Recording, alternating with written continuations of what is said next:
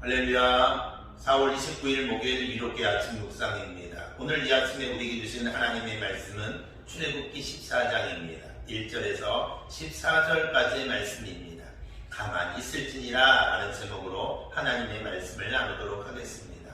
이스라엘 백성들이 출애굽합니다. 그리고 며칠 길을 걸어갑니다. 하나님이 이스라엘 백성들을 홍해 앞 막다른 곳에 장막을 치게 하십니다. 그러자 바로는 이스라엘 백성들이 광야에서 길을 잃고 주저앉았다라고 생각합니다. 그리고 바로의 마음이 완악해져서 철병거를 거느리고 지금 달려옵니다. 지금 뒤에는 말발굽 소리가 들려오고 있습니다. 앞에는 홍해가 넘실거립니다. 하나님을 믿고 여기까지 왔습니다. 하나님께서 가라고 말씀하셔서 여기까지 왔습니다. 그런데 하나님께 속은 것 같은 느낌이 든다라는 겁니다. 지금 이때가 가장 힘들고 어려운 상황 아니겠습니까? 그런데 이스라엘 백성들이 지금 이런 상황입니다. 이스라엘 백성들이 모세를 향해서 원망합니다. 모세를 향해 대들기 시작합니다. 11절 말씀입니다. 애굽에 매장지가 없어서 당신이 우리를 이끌어내어 이 광야에서 죽게 하느냐? 어찌하여 당신이 우리를 애굽에서 이끌어내어 우리에게 이같이 하느냐? 이렇게 하면서 모세를 원망합니다. 모세에게 대듭니다. 그런데 모세는 조금도 흔들리지 않습니다. 오히려 믿음으로 백성들에게 선포합니다. 13절 14절 말씀입니다. 너희는 두려워하지 말고 가만히 서서 여호와께서 오늘 너희를 위하여 행하시는 구원을 너희가 오늘 본 애굽 사람을 영원히 다시 보지 아니하리라. 여호와께서 너희를 위하여 싸우시리니 너희는 가만히 있을지니라. 이렇게 말씀합니다. 여러분, 이것이 믿음입니다. 여기서 우리는 가만히 서서라는 13절의 말씀과 14절의 너희는 가만히 있을지니라는 이 말을 주목해서 살펴보십시오. 특별히 저는 오늘 가만히 있을지니라는 14절 말씀의 모세의 명령을 한번 살펴보려고 합니다. 오늘 모세는 명령합니다. 가만히 있을지니라. 이렇게 이스라엘 백성들에게 명령합니다. 왜 그렇게 명령할까요? 입을 다물라라는 것입니다. 이스라엘 백성들이 광야에서 실패한 이유가 뭡니까? 원망과 불평입니다. 어려움을 당했을 때 사람들은 상황 때문에 실패한다라고 생각합니다. 아닙니다.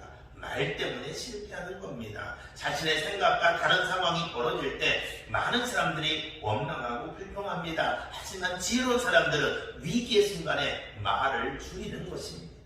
모세는 이스라엘 백성들에게 너희는 가만히 있을지니라 이렇게 명령합니다. 왜 그럴까요? 이는 너희의 말로 하나님의 역사를 방해하지 말라는 겁니다. 하나님의 역사를 잠잠히 서서 바라보기만 하라는 겁니다. 그래서 이스라엘 백성들에게 너희는 가만히 있을지니라 이렇게 명령하는 겁니다.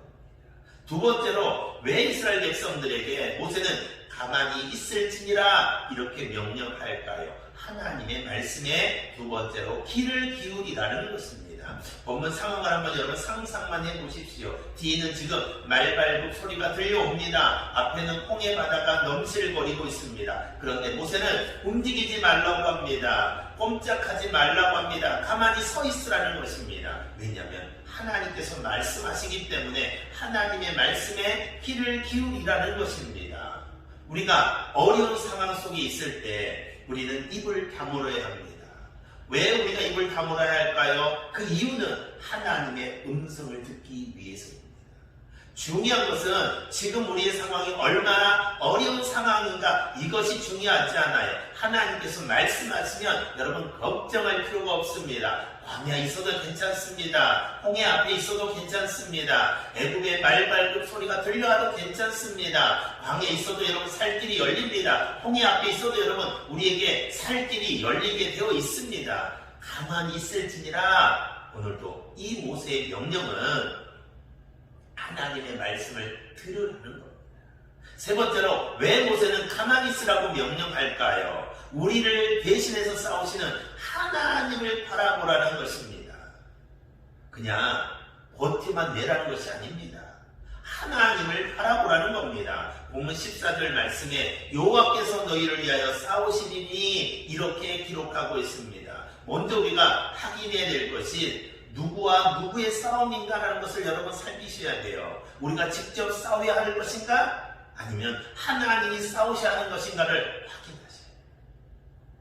그리고 난 다음에 오늘 우리가 위기 상황 속에서 해야 할 가장 중요한 일이 있습니다.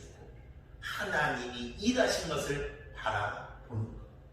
하나님께서 어떻게 하시는가 잠잠히 바라보는 것이 신앙의 핵심입니다. 우리를 위해서 구원을 베푸시는 하나님이시기 때문에 구원은 하나님의 손에 있어요.